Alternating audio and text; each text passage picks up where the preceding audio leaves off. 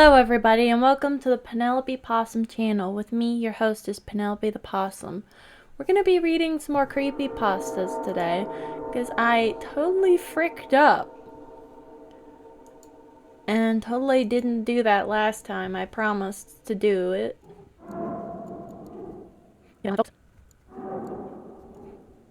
Let's just do this one, I guess. This is Aqua Eternia. Written by Micah Edwards, edited by Craig Groshek, and thumbnail art by Craig Groshek. There is no current narrations of this particular story. Its rating is 10 out of 10 from 2 votes. You've been on since I started the stream, just didn't say anything? That's fine. Don't always gotta say something as soon as I start. You're a lurker? Ugh, creepy. Don't lurk. Lurking's creepy. That's what monsters do. Don't lurk. Monsters lurk. Anyways. It's a 10 out of 10 from 2 votes, so I'm not sure how good it could be. The submarine mess hall was a total chaos. It rang with clanging trays, raised voices, and a general hubbub. Even so, Nathan's head snapped up when the first rivet panged free.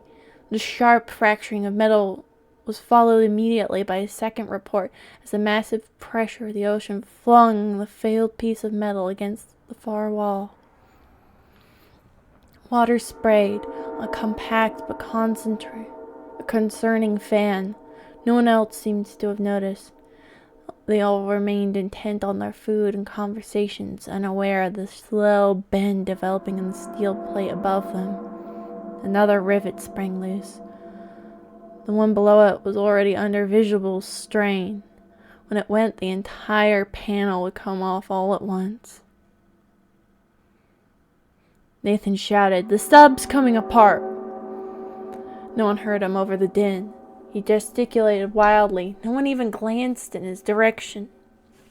Nathan was as invisible to the rest of the mess hall as the encroaching water, which was now sheeting down the wall. Frantic, Nathan grabbed the sailor next to him. The man looked up in surprise. "What's up?"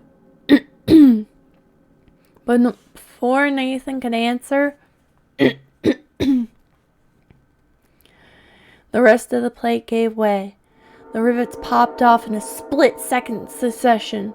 The rapid rattle subsumed in the triumphant roar of the invading ocean. A wall of water hit Nathan like a fire hose, sweeping him off his feet.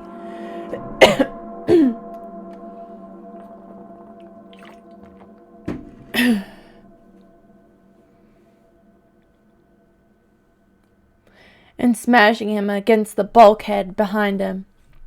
He opened his mouth to scream, but the water swarmed into his mouth and stole his voice.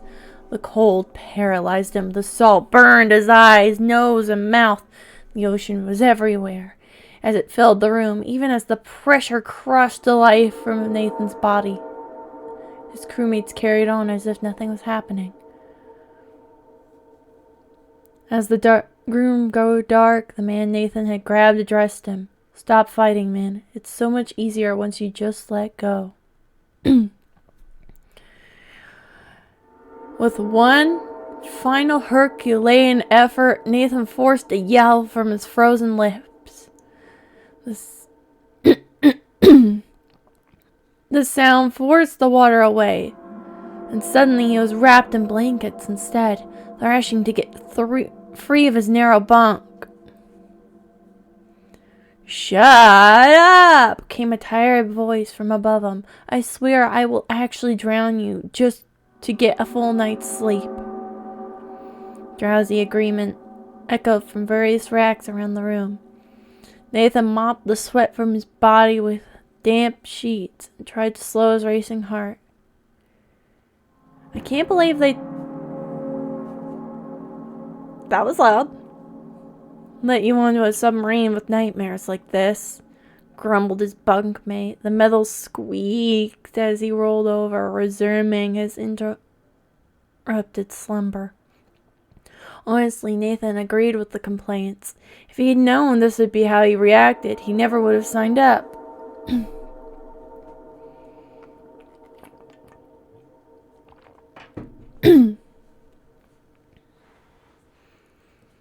The dreams were new. Though he's always loved the ocean growing up, he'd never had an issue with tight spaces. Even the first month of the voyage had been no problem. The dreams had just started seemingly at random. One night, they always began in an innocuous manner, mimicking the same portion of day-to-day life on the vessel. They always ended with his agonizing death in the uncompromising embrace of the ocean. He probably should talk to the sub's doctor. He knew the problem was that people sealed up together for months on end got antsy when they heard someone else was having mental issues. Theoretically, the conversation with the doc would be private, but gossip had a way of getting out. Better to let everyone think it was seasickness or something else innocuous.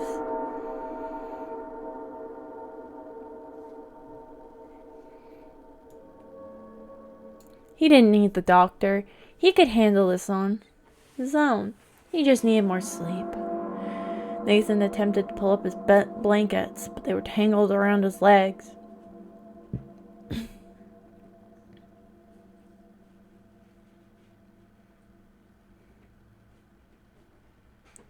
He shifted slightly, trying to get loose from his self-imposed cocoon. As the blankets pulled free, he felt something cold and wet flop against his leg. Confused and alarmed, Nathan reached into the blankets, his hand wrapped around something scaly and damp. He pulled it free to reveal a fish struggling weakly in his grasp. It whipped its tail ineffectually against his hand. Its bulging eyes stared at him, as lost and out of place as he felt. Even as he stared in the fish in hand, Nathan felt another brush up against his body beneath the sheets. It was joined by two more, then three, and the entire bed was alive with the thrashing of the stranded fish. Their fins scraped at his skin, their scales caught on his hair. He screamed and threw the blankets away, sweeping the fish from his bed in huge sweeping waves. Suddenly, they were gone. He was alone in his bed again, panting and cold. His bunkmate stood next to the rack with a bucket in his hands. "I told you to shut up," he growled. "I'm trying to sleep." He seized Nathan's head and dragged him forward, forcing him face down in the bucket. Cold seawater surged up Nathan's nose as he fought for air. He grabbed at his bunkmate's arms for purchase, but the man's skin was as slippery as the scales a fish had been. There was no air. There was no escape. The ocean had him. Nathan stared blankly at the mop in his hand. How long had he been mopping up the bathroom? He couldn't even remember starting. The floor was wet and the bucket was half empty. He must almost be done. The bucket reminded him of something. He willed the memory to the surface, but it drifted right out of reach. And out of shadow in the depths. Sighing, he plunged the mop into the murky waters and slapped it against the floor.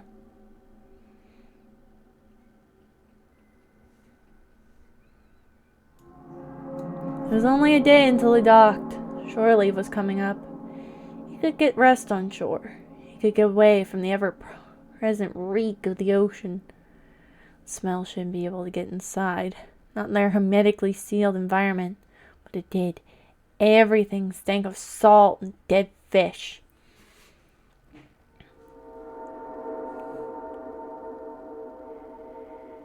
The doors around to the bathroom stalls were all closed. "I must have opened those," Nathan muttered. "I wouldn't have mopped around them. I had to have done them already." The mop bucket was full to the brim, though. Hadn't it just been half empty? Maybe it just started after all. He couldn't remember. Something moved in one of the stalls. It made a sound like a fish flopping onto the deck of a boat. The stink of the ocean intensified. Nathan jammed the mop into the bucket, slopping salt water all over the floor. He made a beeline to the door and fled the room. Nothing the Navy could do to punish him would make him look in those stalls. What were they gonna do? Give him scut work? He was already cleaning the bathroom.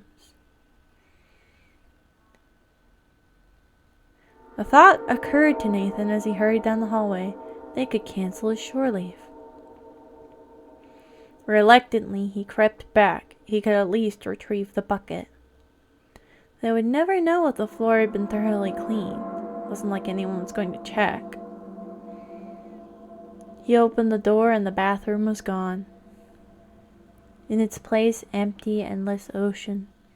The bodies of sailors drifted randomly about. The faces of their corpses were white, hands and feet pruned from long exposure to the water.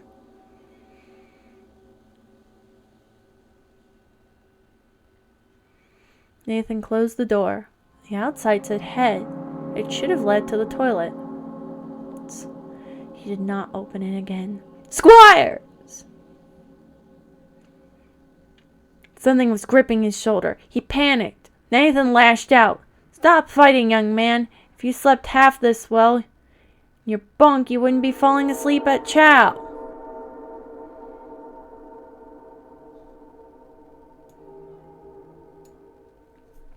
Nathan was in the mess hall. A sailor was shaking him awake.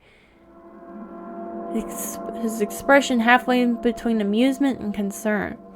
His words sounded familiar for some reasons.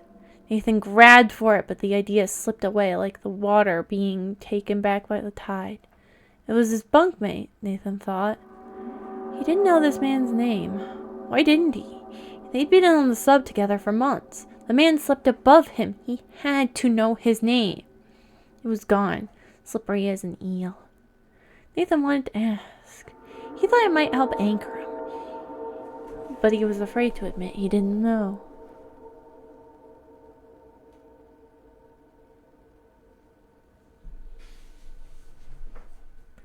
You gonna eat your calamari? The man asked. Calamari? That's a little random for a naval submarine, don't you guys think? That sounds a little wrong for a Navy submarine. They don't usually eat things like that, do they? I don't know. I've never been in the Navy. If anyone watching this has been in the Navy, tell me if you guys eat calamari regularly. Nathan looked down at his metal tray. Tentacles were piled up on the plate like thick spaghetti. They were fresh and gleaming. The wounds at the ends glistened like mouths. One of the tentacles twitched. Ooh, fresh calamari. Yum, yum, yum. Nathan shook his head and pushed the tray slightly farther away. I don't think calamari is typical of Navy food. I didn't think so. Suit yourself. The sailor pulled Nathan's tray over and began to suck down the thick, rubbery arms. Any other descriptor than thick would have been nice here. They waved frantically as he drew them into his mouth, their suction cups popping lightly as they sought purchase against his cheek. Holding out for a burger landside? The man's voice was almost unintelligible around his determined chewing. Land. Nathan grabbed onto the idea as a lifeline. We were almost to shore. He'd get off the sub and everything would be fine.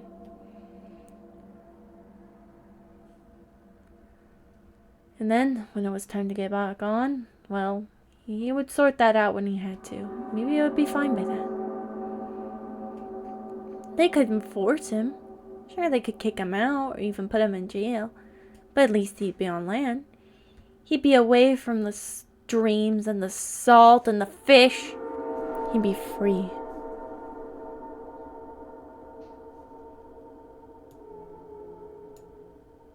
Chewing sounds continued. They were coming from all around. Nathan looked.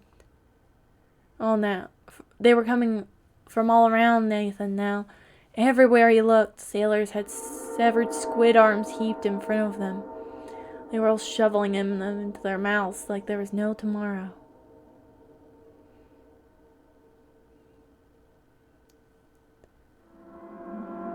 Disgusted, Nathan left the mess hall. The solid metal door sealed the sound away behind him. They were almost to land. Just a few more hours. He could hold out that long. Nathan paced the corridors, his eyes constantly flicking to his watch. The numbers barely seemed to change. Something was going wrong. He knew. A hull breach, a storm, a mutiny. He didn't know what. He only knew that somehow he would be prevented from reaching land. And so he determinedly stalked the halls, looking for anything that might be off. Every small noise from the sub, every creak, click, and groan had him searching the walls for imperfections. Paranoia grew with every group of sailors whose conversation fell silent when he drew close. They were all staring at him, and why not? He knew he looked crazed, but was that the only reason? Why did they all stop talking and look at him with suspicion? What were they hiding? 2 hours to go. He knew he should see the doctor. Surely the man could give him something to calm him down for such a short amount of time. He wouldn't ask any probing questions, not for a one-time suspension like this. He wouldn't spread rumors. The door to the doctor's room was ajar. From inside, Nathan heard a slurping, gnawing sound. It was the sound he'd heard leaving the mess hall. The sound of hundreds of mouths gnashing their way through resistant flesh. The doctor's office was only designed to hold a few men at a time. Perhaps a dozen could have crowded in if they tried.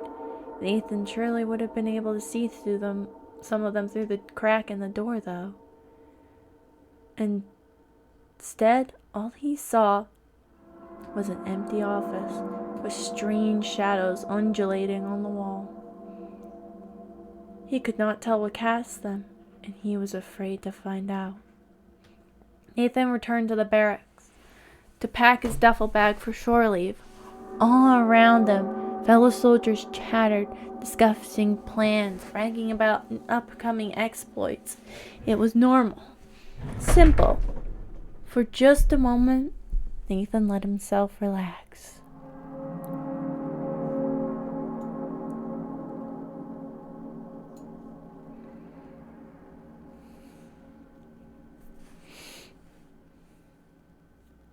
When he reached in to gather his clothes, he found that they were sopping wet.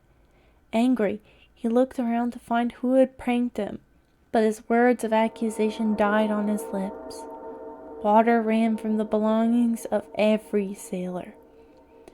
They did not seem to notice as they packed the drowned articles into their bags. Seawater spilled everywhere, soaking the bags, covering the floor in a tidal slick. It spattered up from their socks and bare feet as they walked. And yet they saw and felt nothing. Nathan crammed himself into his narrow bunk, tucked his feet up off the floor, and wrung out his clothes as he best could. He lay on his cot, staring at the metal ceiling only inches from his face, and prayed for landfall. When the call came at last, Nathan thought for a moment he had imagined it. All through the room, however, sailors were shouldering their bags and shoving for the exits. The water on the floor was gone. The bags were dry. Tentatively, Nathan swung his feet down and touched nothing but cool metal. He joined the mass of sailors as they moved toward the top deck, certain that every shoulder he bumped was going to be cold and clammy. None were, though. And Nathan slowly allowed his enthusiasm to wash over him and carrying him along. They were singing a song which he didn't recognize, some old nautical tune which everyone else knew the words. Nathan mouthed along, trying to pick up at least enough of the chorus to join in. For I'm off to land for a spell, Though the land cannot hold me, for though I do love the ground so well, I'll never leave the sea. It's probably not the right tune, but that's what you guys are getting. Words sent a chill down Nathan's spine. He suddenly felt trapped by the crowd, a fish caught in a net. Before he could begin fighting his way through the crush of bodies, however, the doors were open. The crowd surged forward with a roar. Nathan was dragged along with them. He knew it was a trick, a trap. His crewmates could not hear him over their enthusiasm as they poured into the light.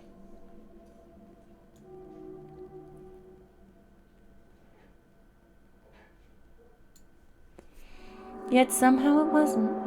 He was blinking in the sunlight, his feet planted on ground that did not sway or creak or groan.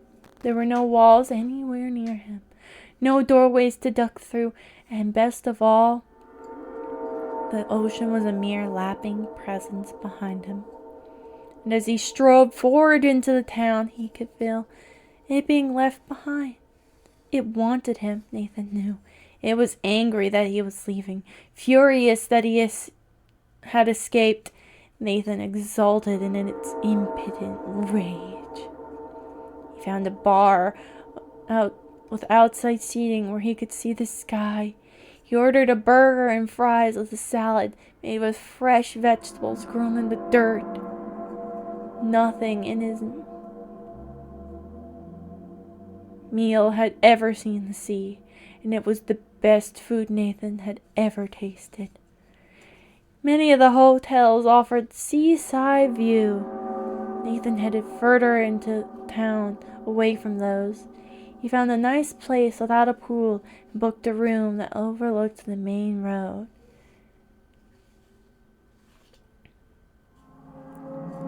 When he opened his window, he could hear the sounds of traffic, and no matter how much he strained, he could not hear the sea. He fell asleep on his bed with a huge smile on his face. Nathan found himself in the middle of a somber, seated crowd. He tensed, ready for whatever sea-based nightmare his mind had conjured up, but relaxed when he realized he was still on land. The people around him wore suits and dress uniforms, sat in uncomfortable folding chairs whose legs sank into the grassy field unevenly. Their attention was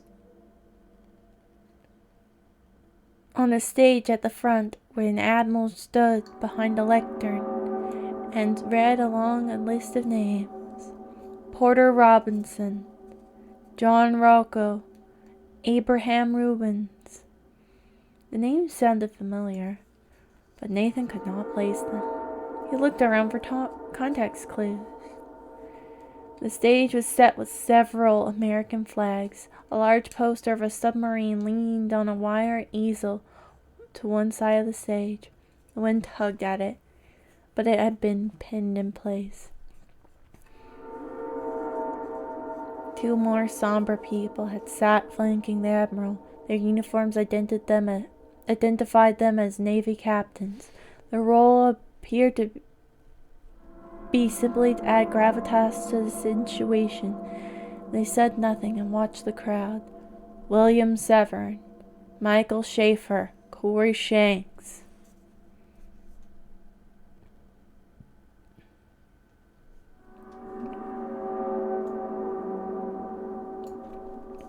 I'm using a ruler to help me read. The names circled like sharks just below Nathan's conscious memory. The setting suggested that there had been a naval disaster and that these must be names of lost sailors. How did he meet them? Did he know them? Chen Soon, Edwin Spader. Memory rose up from the dark. Ed was the man that he grabbed in his dream of drowning. The same one who had woken him later in the actual mess hall. He was the one who had tried to drown him in a bucket in another dream. That was the name he had forgotten, the name of his bunkmate, Edwin. How had he forgotten all this? How had he forgotten it? And why was his name on the list of the lost? Nathaniel Squires. Fear froze Nathan in place as he heard his own name read aloud. It was a mistake, an error. He was not lost at sea. He was here in the field, listening to the tolling of the names. He tried to stand up, but his body would not obey him. He could only roll his eyes in terror as he saw what made it worse. The people in the crowd lolled gently in their seats, swaying as if pushed by invisible currents. Their skin was fish-belly white. Their drifting hands were swollen and wrinkled from long exposure to water. Nathan felt himself drifting along with them. Water rose up from the field, washing away their chairs, carrying off the stage. The Admiral went with it, still calling out the names of the lost from his impromptu raft. As the water rose and his voice faded away, the corpses around Nathan began to sing a slow funeral song. The words were different from when they had sung it before on the boat, but Nathan found that he knew them this time. I went off to sea for a spell, and the sea she welcomed me. I've gone from the land I loved so well, but I'll never leave the sea. I feel like that one sounded a little bit better. The waters deepened and darkened, cutting off all light, pressing in from all sides. Although he could no longer see them, Nathan could still feel the bodies of his crewmates all around.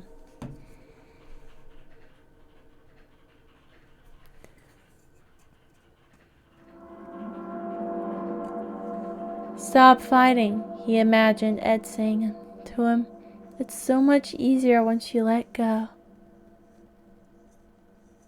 With a final last gasp for the memory of air, Nathan surrendered himself to the sea. That was, I'm not sure I really understood that one.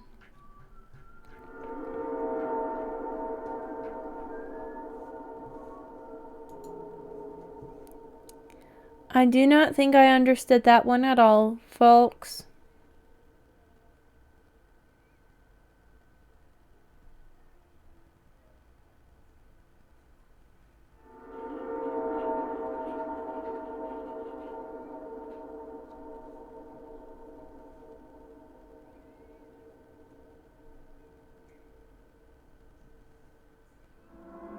Here we go. Let's read this one now.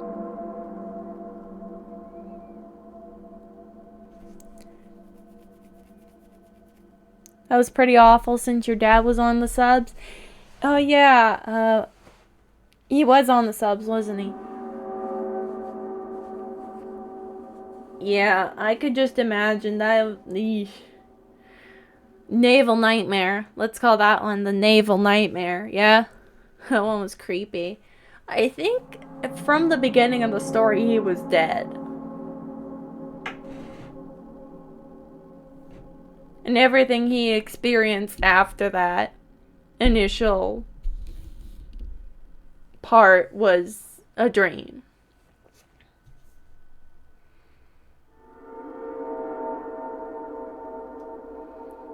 Alright. This should be the last reading of the night. Ooh, wait, this one might be a little too long. Let's find a shorter one.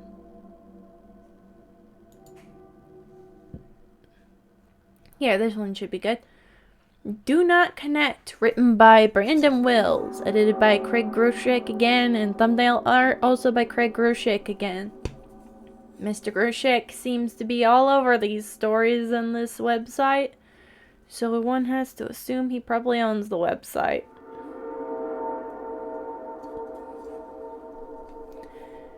There are no available audio adaptations, and the estimated reading time is 13 minutes.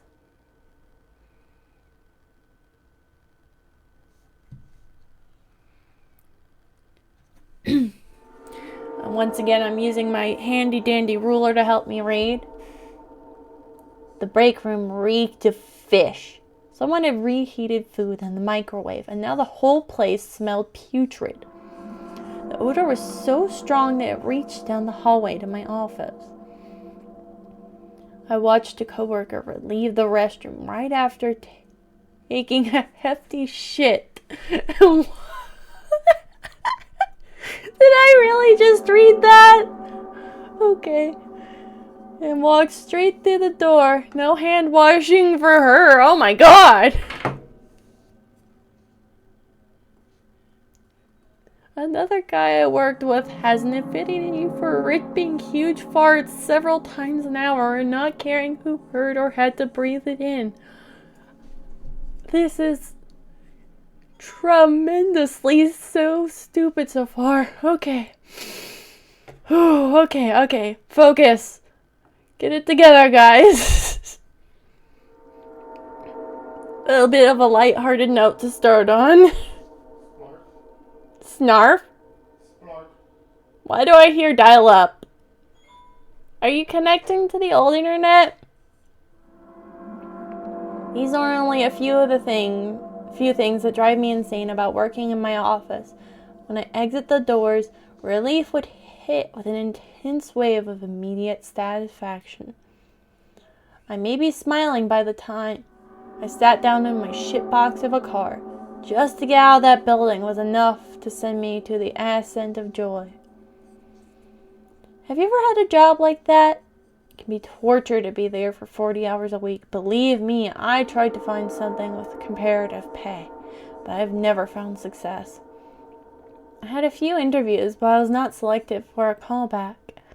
I concluded that it must be me, that this job had drained me of so much that I was a husk of who I was. A walking memorial to my former self. And I was damned to be stuck here.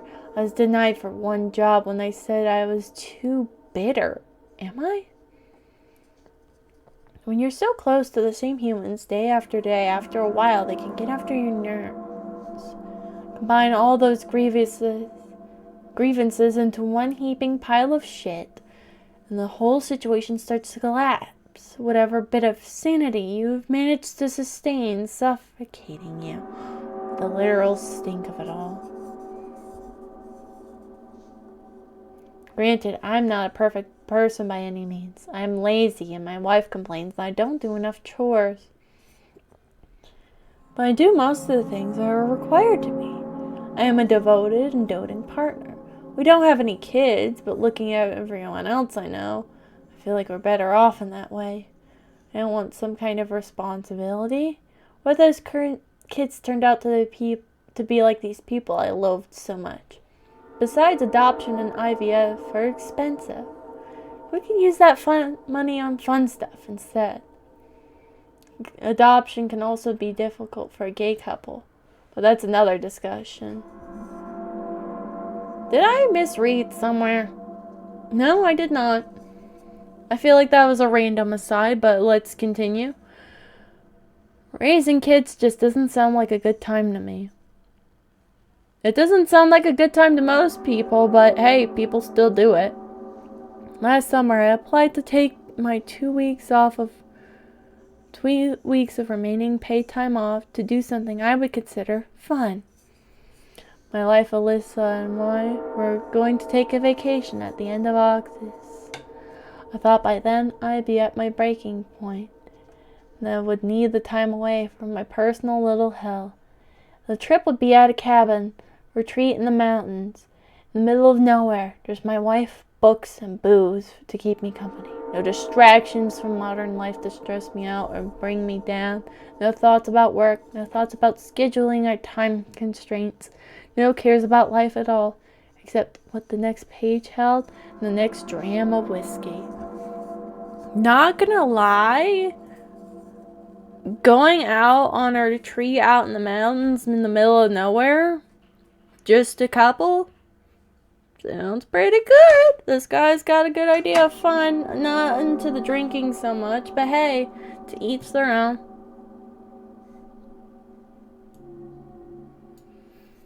Just read books, spend time with your loved one. Sounds like a fun time to me. The time leading up to this trip felt like a dream come true. Excitement was hard to contain. I could feel it bubbling below the surface, dormant volcano elation waiting to ignite. At work, I had become more chatty and outgoing than I usually was. People were surprisingly happy and positive towards me after that point. I began to think, does my job suck just because I make it that way? But the answer revealed itself soon. Then one day, my boss dragged me into his office to inform me my vacation time had been canceled. We had a massive order that we needed filled, and they needed me on duty. My soul was crushed. I'm not usually a crier, but I broke down at my desk. I nearly did it in front of him, but I managed to hold it in. The last thing I wanted to do was look weak in front of these fucking scumbags. I looked into it, and it was perfectly legal for them to cancel my paid time off. And I had it with them, and the legal system let me down too. To add insult to injury, the tuna casserole bandit was added again today. The middle-aged balding man was named Danny. He was from our accounting department.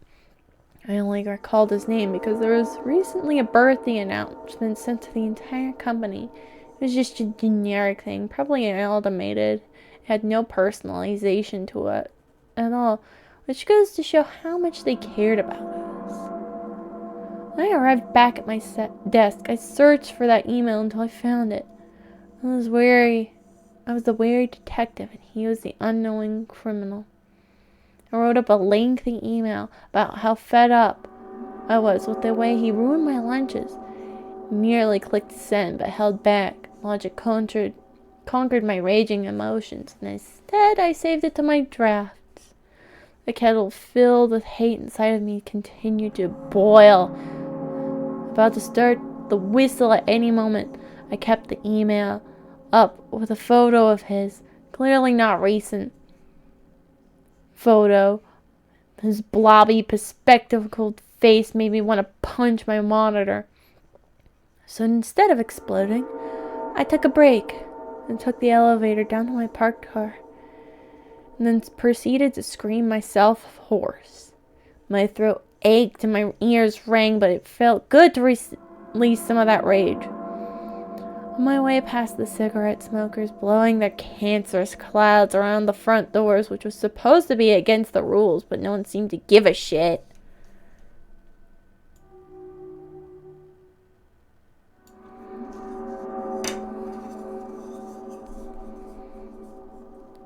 Two middle-aged men chatting it up in front of the elevator didn't seem to care that I had to walk through the fumes of their self-inflicted poisoning. All my rage returned as I rode up the free floors, my fist clenched and white-knuckled and trembling. I sat down at my desk and decided I wouldn't do a single task for the rest of the day. Instead, I would look at job boards and online sites to find a new place to drain my soul. As I was scrolling down through job listings on a website, a notification dinged on my laptop that had connected to a new Wi-Fi network. What the hell? I guided my cursor to the settings and saw it was now connected to a new Wi-Fi network labeled as Do Not Connect. Confused, I switched it back to the normal network, but after a few seconds, it switched back to the other. Under my breath, I croaked out a frustrated, "What the fuck?" None of the websites had an would work anymore. After relaunching my browser in an attempt to fix the problem, I was redirected to a page that was only labeled with an IP address. The page was completely blank, besides a large, bold text in the center that said, "How can we help you?" And a text box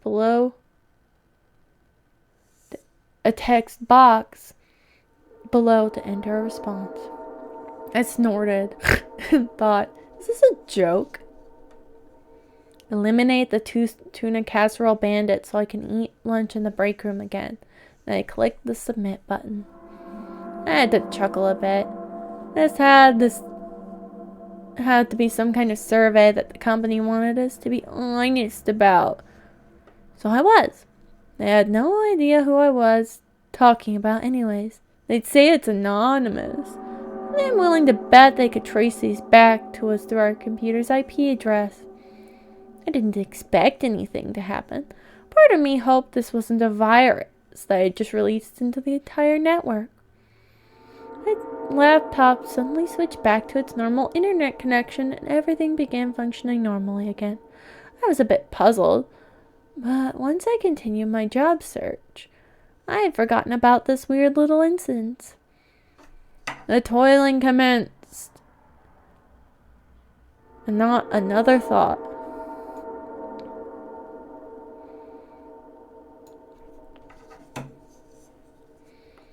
The next day, after churning orders all morning, I headed to the break room for lunch.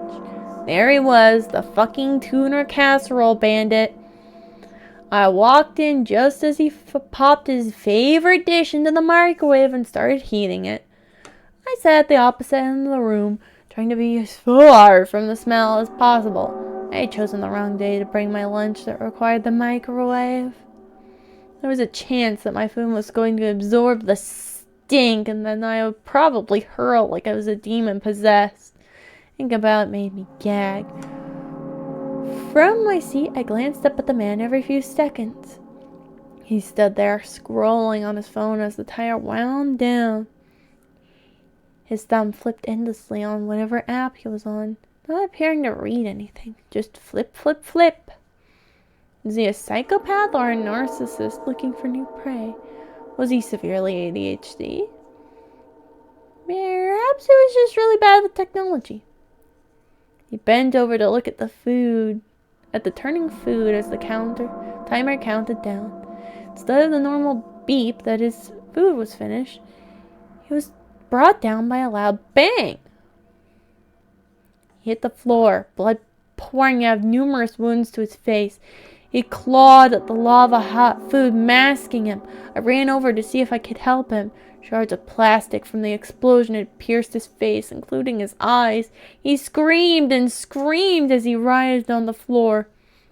I called for emergency services, who had arrived several minutes later. By then, the blood on his face had turned his once white dress shirt into a dark crimson. His skin had descended into a macabre gray.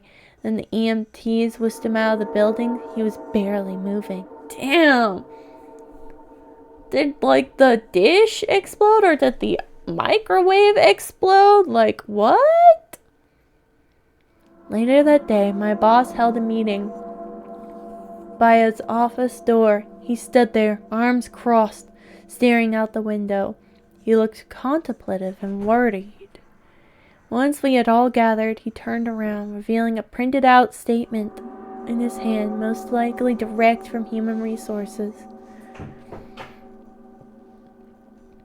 Gee! That's hardcore? Yeah, this is pretty hardcore, man. As many of you saw and heard, we had a bit of an accident earlier. Here's what we know.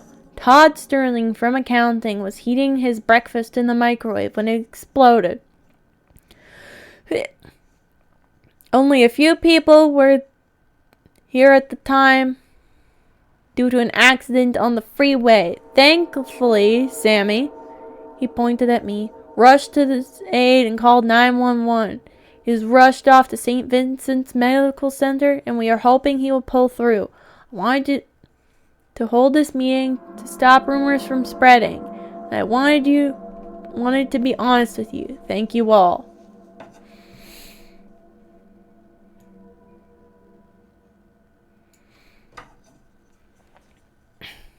The rest of the day went normally, but the break room was cordoned off and stayed that way for days after.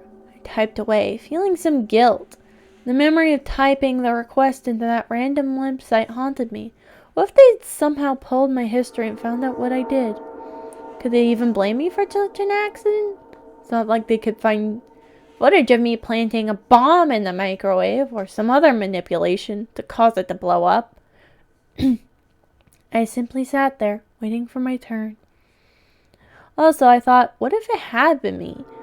What if my face was shredded, my eyes punctured by the industrial plastic of the exploding kitchen appliance, so it was the microwave itself that exploded. Okay. Forever doomed to be blind and permanently disfigured. Later that day, our boss informed us that he had died. And I felt fucking happy. I could barely contain the joy I felt. No more tuna stinking up our break rooms. No more holding my nose as I walked down the hallway. No more watching him pack his gullet with his smelly fucking dishes. No more. For the next week, I did more work than I had in the last month.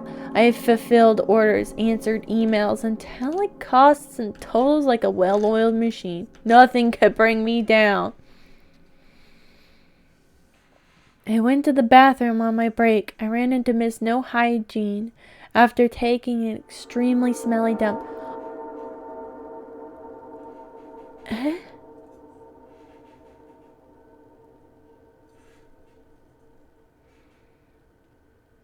And the sink was dry as a bone, and I sat at my computer. I was infuriated. How could a grown woman be so lazy? It takes a minute to wash your hands. Not only does this keep you healthy, but everyone around you too. This should all be common sense, but not to them. Her name was Bernadette. She was the only woman sales boss. She was also known for her thickly applied makeup and her penchant for flirting with the young guys in her building. Bernadette wore a wedding band, but that didn't matter much to her. I had heard many tales of young men climbing into the passenger seat of her Ferrari at the end of the day, to be whisked away to a day of having her makeup smeared all over their crotch and some surely smelly sex.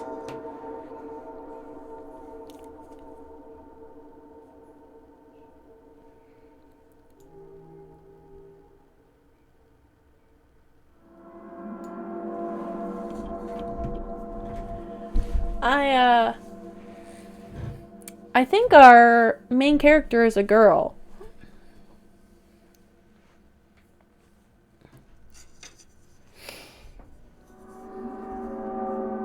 I unlocked my computer and my web browser immediately took me to that mysterious web page again. How can we help you? My heart began pumping hard. My smartwatch informed me that I had an elevated heartbeat. Duh, I thought. I'm about to get another wish granted. Teach Bernadette a lesson. I typed, then clicked submit. My smartwatch notified me again. I couldn't help but smile. Bernadette had become a scourge, a plague on the health of our office. She could easily become our typhoid Mary. She didn't work close to me, but I guarantee that she didn't use hand sanitizer and possibly didn't even bother wiping. Who knew how far her distaste for hygiene went? Maybe she loved it. Maybe she had a kink for the putrid stench of her unclean nether region. Whatever the cause, it didn't seem to bother the young guys who lined up to get inside of her. My regular internet connection resumed, and I went about my day. The anticipation was trying to kill me. The next day, I walked with a coffee I had bought. I couldn't help overhearing some of the salespeople by the coffee machine. Has anyone heard from Bernadette? It's not like her to be this late. I grinned so wide that it touched my ears, but I tried to hide it by sipping my coffee.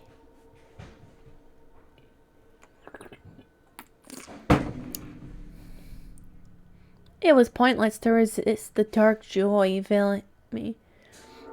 Bernadette went home the other day, and her normally submissive husband met her by the front door, wielding a revolver that he had recently purchased. He knew about her frequent affairs, but I only had enough of being a good little cuckold. I just had to read that word out loud. Wonderful. Bernadette had embarrassed him in front of their family. children, and friends one too many times. He unloaded 5 rounds into her head, 4 while she was already dead on the ground. He saved 1 more for himself. It was never really made clear what exactly his breaking point was. I was relieved to never get her shit germs on my hands ever again.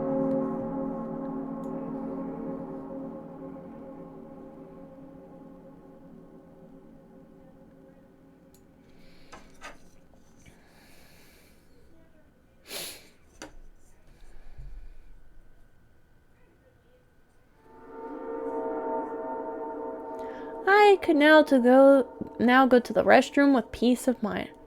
Okay, so our protagonist is a girl. Okay, I see. So our protagonist is lesbian. Alright, okay. Bernadette's position was filled a week later by one of her former staff, a guy named Carlos, who bought us BMWs that same week. He has an affinity for big-breasted brunettes, and he's not married. More power to him. That's my type too, and that's partially why I chose Alista. I have a thing too, I suppose. Things that can never be unread. Anyways, the office had become more peaceful with the abrupt departure of Bernadette from this world, and I became even more productive. So much so that I was promoted to a lead position, which meant I would be in charge of 10 employees and below my manager in the hierarchy. It also meant a pay raise, which I used to buy my busty brunette Alyssa a brand new SUV. Our old one had been falling apart lately, and it was time to trade it in. She was quite happy with the surprise. We had... Not reading that. You can't make me read that bit. Let's just say they had adult fun time and skip over that bit. It was thrilling and the most fun we had in a while. I was only disappointed when she made tuna helper for dinner later that night. The incident made me think of Todd Sterling, the deceased tuna casserole bandit. You couldn't have paid me enough to take a bite of that shit. Fed it to the dog when she wasn't looking. He ate it with vigor, probably glad to eat something that wasn't a cheap corn byproduct that only smells vaguely of meat. He chomped into the plate, was nearly clean, only soiled by his slobber.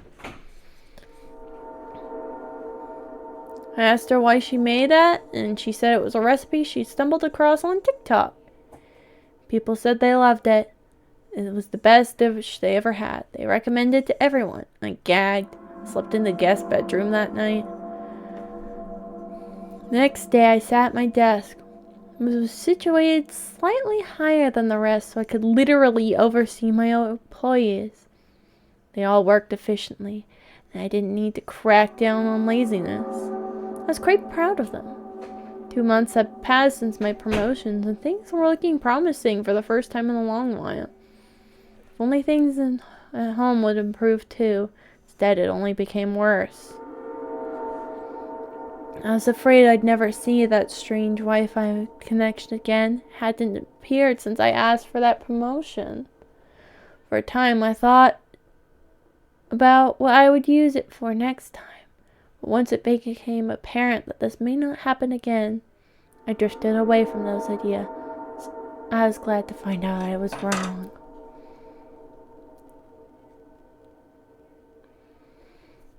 A few weeks ago, as I was tallying up our numbers for the month to present to the higher echelon of the company, my computer informed me that I was connected to Do Not Connect. I smiled. How can we help you? I considered entering the notorious office farter, but then I had the better idea.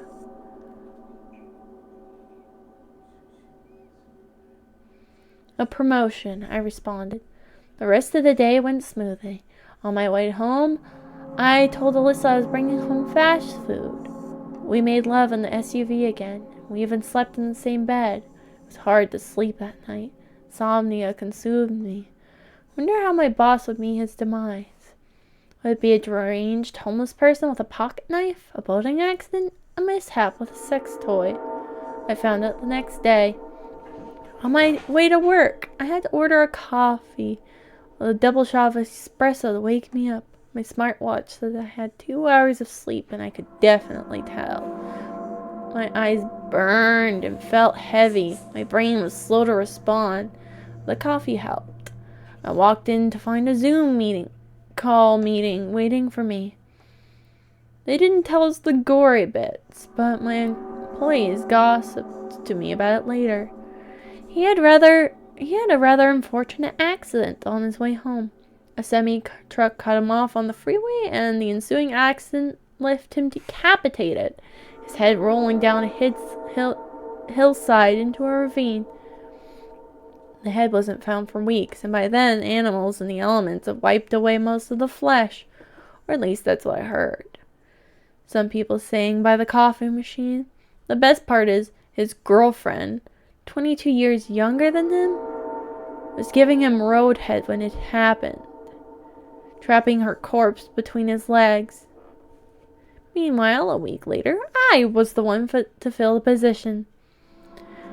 Was death too extreme just because he canceled my vacation several months ago? It wasn't just that. He ignored my complaint about annoying co-workers. I went to him several times and nothing ever happened. I'd also asked for raises, applied for promotions, anything to make my time here a little more bearable. This strange Wi-Fi network was a much better boss than he had ever been.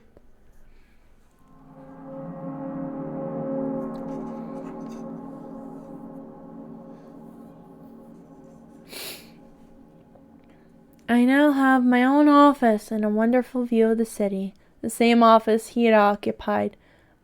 Nope. She's a busty brunette named Tanya with a tongue of gold. The office walls were an ugly gray, and I've painted them a shade of blue that I left. The chair had been replaced with another because I didn't want my ass to touch where my former managers once did. Plus, this one lays back for extracurricular activities.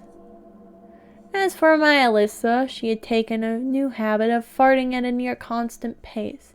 It sounds funny, but I'm disgusted by it. It's hard to be aroused by someone when they could rip one right in your face. We didn't even sleep together anymore, and I believe she has an affair going on with herself. She comes home drunk, her neck a wreck of bruises and her clothes disheveled. She walks with an extra pep in her step when she's not making fish entrees for dinner. I've confronted her several times. She refuses to let me see her phone. I know what she's up to. I've been betrayed before, and I can see it coming from a mile away. She has a U-Haul. She was a U-Haul, a lesbian anyway. We moved in 2 weeks after 2 weeks of dating. We started in a small apartment downtown, but bought this house in a more rural area to get away from the noise. Lucky for me, her credit was shit, and only my name was on the mortgage. If I happen to get the do not connect Wi-Fi once again, I know what I'll ask for this time. And that was Do Not Connect by Brandon Wills.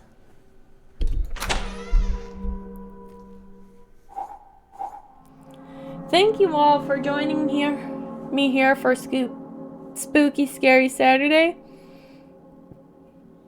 Sorry, my voice did a lot of weird things while reading.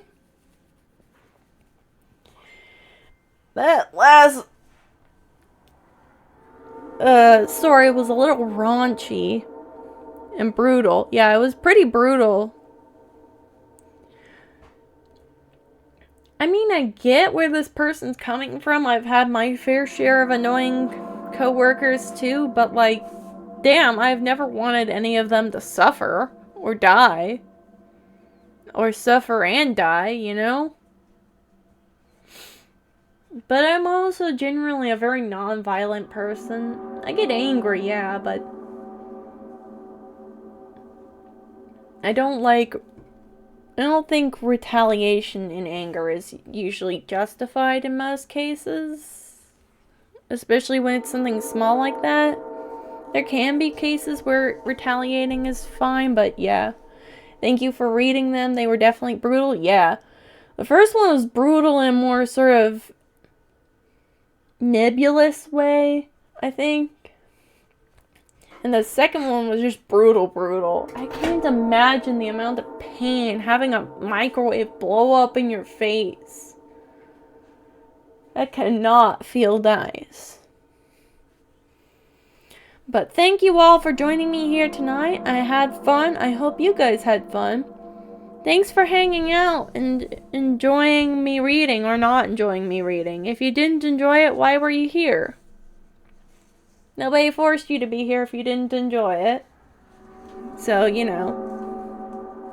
If you liked it, subscribe. If you don't. It's whatever. Do whatever. I'll see you guys next week. Remember to stay out of traffic. Stay out of small spaces you can get trapped in. Stay out of engine compartments. Stay hydrated. Stay awesome, possums. I love you all. Have a wonderful week. I'll see you Tuesday, where we're probably going to be playing Pal World, because it feels like it's been too long since I've played that.